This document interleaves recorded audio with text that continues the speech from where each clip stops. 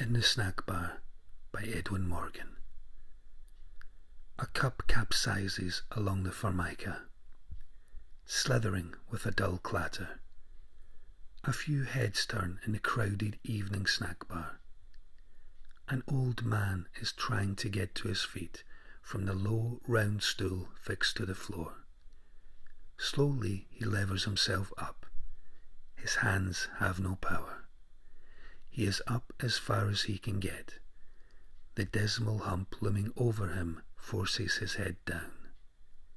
He stands in his stained, beltless gabardine, like a monstrous animal caught in a tent in some story. He sways slightly, the face not seen, bent down in shadow under his cap. Even on his feet he is staring at the floor, or would be if he could see. I notice now his stick, once painted white but scuffed and muddy, hanging from his right arm. Long blind, hunchback born, half paralyzed he stands, fumbling with the stick, and speaks. I want to go to the toilet. It is down 2 flights of stairs, but we go. I take his arm. Give me your arm. It's better, he says. Inch by inch we drift towards the stairs. A few yards of floor are like a landscape to be negotiated, and the slow setting out time has almost stopped. I concentrate my life to his.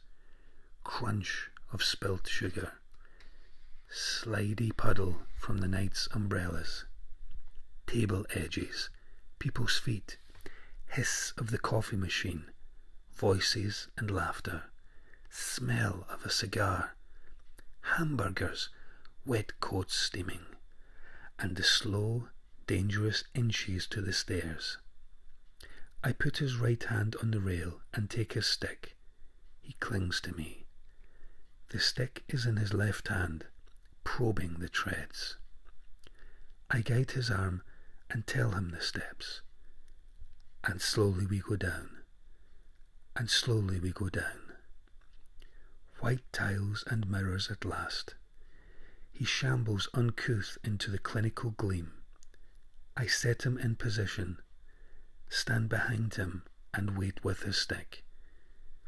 His brooding reflection darkens the mirror, but the trickle of his water is thin and slow. An old man's apology for living. Painful ages to close his trousers and coat. I do up the last buttons for him. He asks doubtfully, Can I wash my hands? I fill the basin, clasp his soft fingers round the soap. He washes, feebly, patiently. There is no towel. I press the pedal of the dryer, draw his hands gently into the roar of the hot air, but he cannot rub them together. Drags out a handkerchief to finish. He is glad to leave the contraption and face the stairs.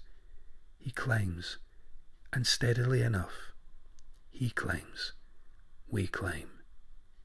He climbs, with many pauses, but with that one persisting patience of the undefeated, which is the nature of man when all is said. And slowly we go up, and slowly we go up. The faltering, unfaltering steps take him at last to the door, across that endless, yet not endless waste of floor. I watch him helped on a bus. It shudders off in the rain. The conductor bends down to hear where he wants to go. Wherever he could go, it would be dark, and yet he must trust men. Without embarrassment or shame, he must announce his most pitiful needs in a public place. No one sees his face. Does he know how frightening he is in his strangeness, under his mountainous coat, his hands like wet leaves, stuck to the half-white stick? His life depends on many who would evade him, but he cannot reckon up the chances, having one thing to do, to haul his blind hump through these rains of August. Dear Christ, to be born for this.